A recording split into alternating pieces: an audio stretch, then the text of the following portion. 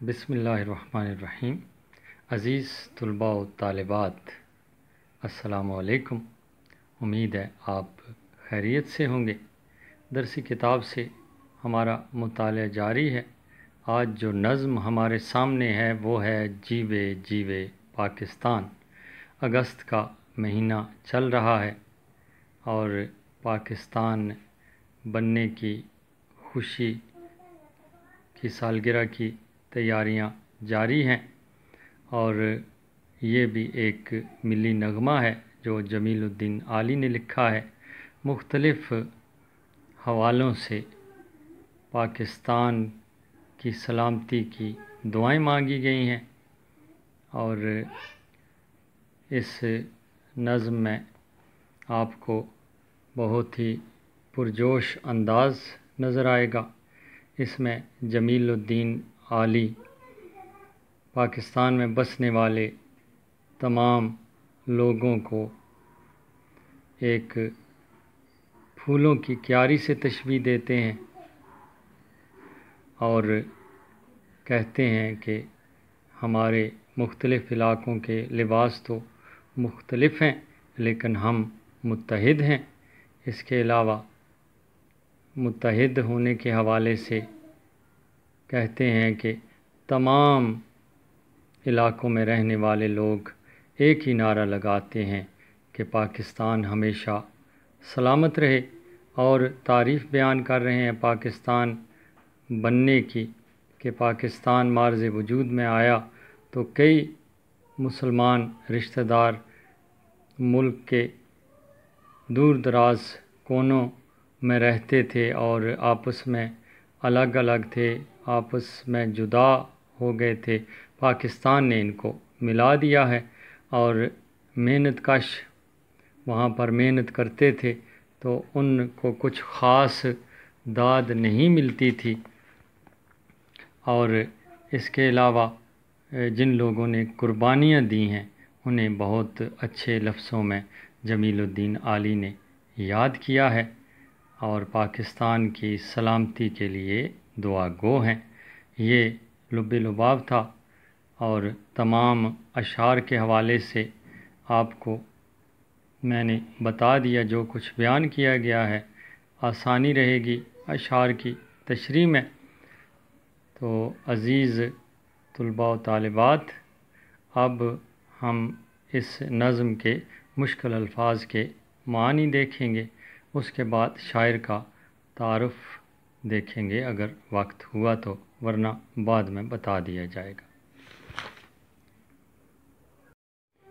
عزیز طلباء و طالبات، یہ آپ کی نظم ہے، یہاں سے شروع ہو رہی ہے جیوے جیوے جیوے پاکستان، اور یہ مہکی مہکی لکھا ہوا ہے، اس سے مراد ہے خوشبو بکھیرتی ہوئی۔ اس کے بعد نیاری ہے عجیب، نئی، انوکھی، پھلواری، پھولوں کی کیاری، اور من پنچھی ہے جی، دل کا پرندہ مراد دل ہے، پنکھ لفظ ہے، پنکھ سے مراد پر، اور اس کے بعد سر دھن کو کہا جاتا ہے، لے کو کہا جاتا ہے، بکھرائے، بکھیرے، پھیلائے، اور دھن کا لفظ استعمال کیا گیا، دھن سے مراد بھی سر ہی ہے، لہرائے یہاں مراد گونجے ہے۔ اس کے بعد بچھڑے ہوں جدا ہونے والوں، بکھرے ہوئے، بکھرے ہوں یعنی مختلف جگہ پر پھیلے ہوں، اور جھرمٹ گروہ کو کہا جاتا ہے۔ اس کے علاوہ محنت کش، محنت کرنے والے لوگ۔ آگے دیکھتے ہیں اگر کوئی ہے تو۔ جھیل گئے، برداشت کر گئے۔ اس کے علاوہ جناب اور کوئی مشکل لفظ نہیں ہے، تو تعارف کی طرف بڑھتے ہیں ذرا۔ یہ جمیل الدین عالی کا تعارف ہے۔ سن پیدائش درج ہے 20 جنوری 1926 لکھا ہوا ہے، اور سن وفات جس وقت کتاب شائع ہوئی فوت نہیں ہوئے تھے، تو ان کا سن وفات آگے لکھا ہوا ہے 23 نومبر 2000 15۔ تو یہاں سے شروع کرنا ہے۔ جمیل الدین عالی دہلی میں پیدا ہوئے اور علائی مرزا غالب کے دوست اور شاگرد تھے یہاں تک، اور جمیل الدین عالی کا شمار بسیار نویس ادیبوں میں ہوتا ہے۔ بسیار نویس سے مراد ہے زیادہ لکھنے والے، اور یہاں تک آپ نے آنا ہے جناب۔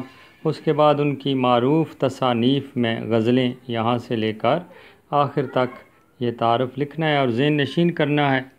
اور حکومت پنجاب کی طرف سے جو آپ کا کام آیا ہے اس میں درج ہے کہ مصنفین اور شعراء کے حوالے سے تعارف میں سے معروضی پرچے کے حوالے سے کوئی سوال نہیں آئے گا۔